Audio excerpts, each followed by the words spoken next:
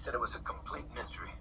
Well, maybe it was just a random terrorist attack in the Centauri. It's not like they need a reason these days. Well, especially as he said he was doing things Just before he came fair after and him the square. last time, he yelled Sean Carr. Yeah. Sean Carr.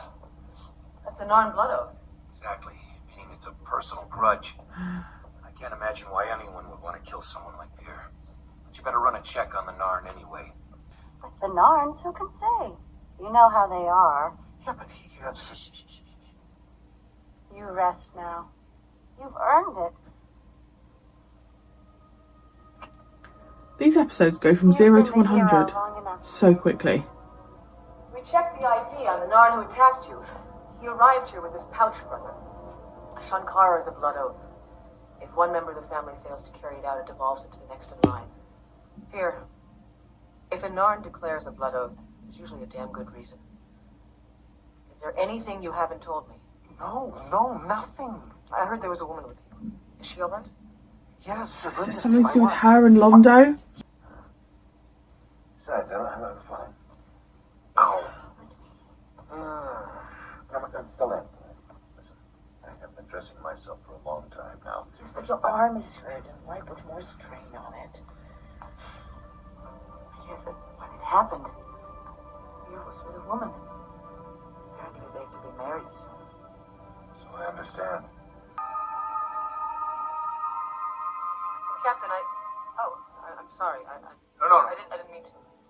It's all right. What is it? I think you better meet me in Londo's quarters ASAP. Turns out we've got a serious problem with Veer. On my way. I do like that they haven't kissed yet, though. I have to. Bit of suspension. There is. In the course of our investigation into the attack yesterday, we've learned something very disturbing. Over the past couple of months, Veer has been forging travel papers for as many as 2,000 Narns, authorizing them to leave their homeworld for so-called work camps. Commander. What? Londo, please. Don't pretend you don't know anything about this. I don't. This is a complete surprise to me. What makes you think I would know anything about this? For starters, it's the kind of thing that only you could think of, Londo.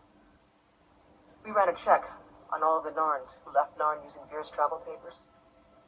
According to the transit and relocation files, every one of them, all 2,000 Narns, all of them, are dead.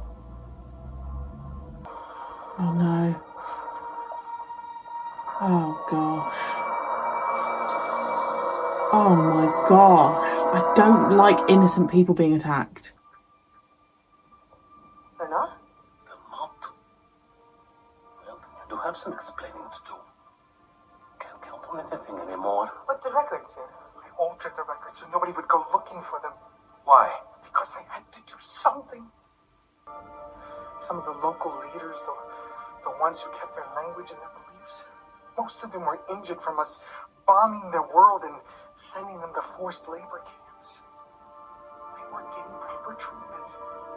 If I hadn't gotten them out, they would have died. And why do the records say they died? Because back home, nobody cares about dead Narns, only living ones. While I was here, there was nothing that I could do. But while I was running the diplomatic mission on Minbar, I had the chance to do something. And I took it. My only regret is that I couldn't have saved more of them. What a good guy. I thought he'd turned bad then. You realize what you have done to me, Veer? Just one thing. If Veer is telling the truth and none of these Narns have been killed, why did one of them attack him? They're Narns, Captain. They don't need a reason for murder. Veer, there you are. I've been looking everywhere for you. It's a long story. It has to do with the Narns. Ah, I should have expected that. Well, whatever it is, Veer, I'm sure that it's not your fault. I don't even know what the situation is. Unnecessary. Everyone knows that wherever there's trouble, there's always a Narn at the center of it. That's all they are, you know, trouble. It's not their fault. They're simply inferior. Hence my original conclusion. The sooner they're dealt with, the better for everyone. Especially if they've caused you any kind of trouble. You don't really mean that, do you? Yes, of course I do. My dearest Veer, don't be silly. You're having fun with me, aren't you? playing with me. Well, I can play too. That's why I came to find you. You can open your eyes now. It's dark. Lights, gently, please. Misty, I knew you'd be surprised. What on earth? He's still alive. Yes, of course. I saved him for you. I almost didn't. I studied him for a very long time, until I remembered. I saw him on Narn. My father and I went there after the war. He was in charge of culling the herds. So they're going for her, not him. Yes, quite necessary for pacification. He would test their villages and find out which populations had the greatest tendency toward aggression. You cure future aggression by cutting out that part of the gene pool. It was more humane than they deserved, really. But Father's always been overly charitable. Sometimes we'd find whole villages where the aggression was just too deeply rooted and we had to take it all out. You could see the flames rising up into the night like brilliant flowers embracing the spring. Bright buds opening. As head of our new household, it is your right.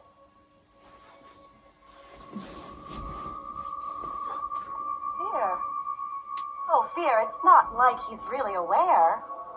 And after the first few, it's really quite easy. What on earth? I've done it hundreds of times myself. Just what is required for their cooperation? It is not as if this is the first time this happened. Oh no, our last envoy to Mimbar also went naked. Too much exposure to those damn Mimbare can have strange effects. So, we are going to pretend that this entire unfortunate incident never took place. How can he not know Vera at all? I suppose it is my own fault as much as yours. I was foolish in sending you to Mimbar before I had finished your training. You fell in with bad company. Free thinkers, anarchists, Mimbare. They took advantage of your naivete. Misty, what happened?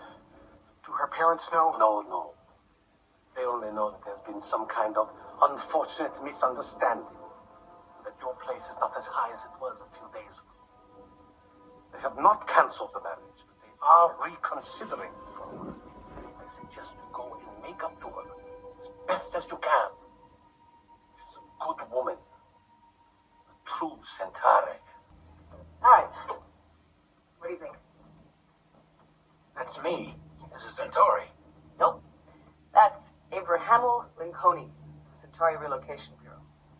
Vera did a very good job creating a fake bureaucrat. Lana doesn't know about him, and he's still authorized to issue travel papers, so I figured, why not take advantage of it?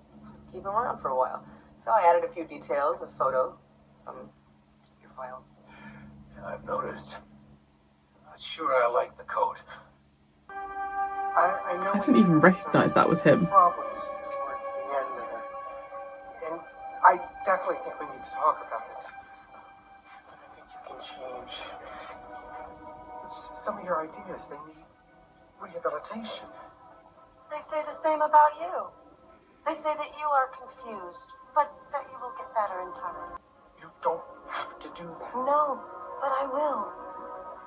So I take your gentle face with me, transmuted into memory by the alchemy of my affection as deposit on our wedding night.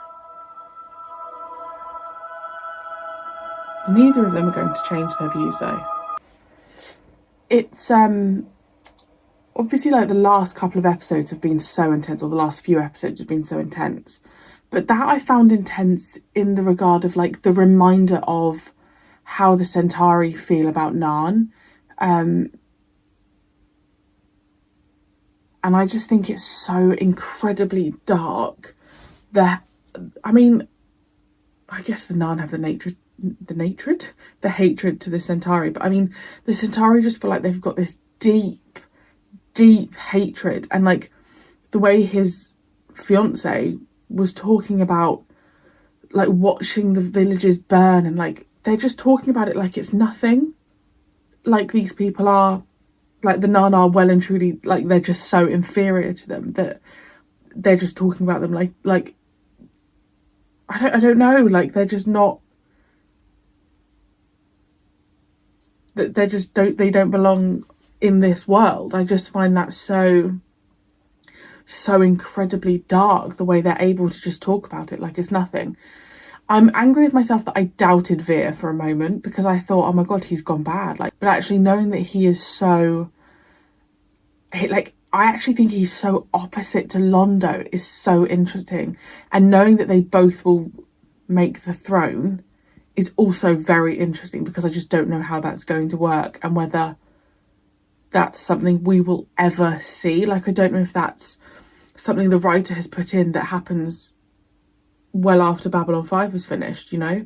The thought of both of them making it in the next couple of seasons. I don't know. I just don't know whether I can imagine that happening. I like that we've still got the reminder about Delenn and Sheridan.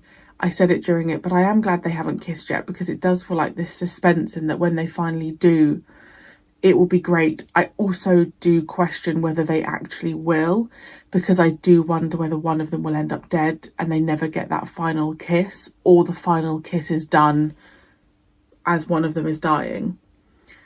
But I really enjoyed that. I just really enjoyed it. With no Garibaldi, no Stephen, and I do miss them when they aren't in the episodes. Like, I do definitely notice it. But obviously I do understand why every single one of them can't be in every episode. But yeah, for what I assume is a filler, or to keep us going to the next episode, I enjoyed it. I think also because things are still so high, what am I saying, Marie-Clare? What are you saying? I don't know what I'm trying to say. Things are still so intense, like everything is still going on, like Sheridan was saying they're just on a little break at the moment.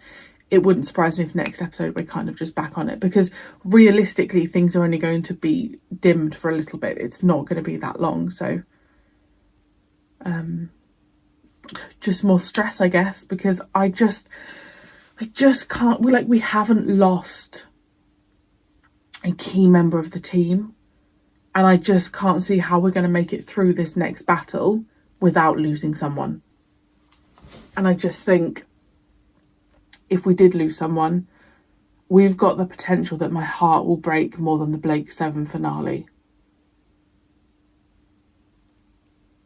Which would take a lot, but if one of these characters dies, obviously no spoilers, then I'm going to need therapy.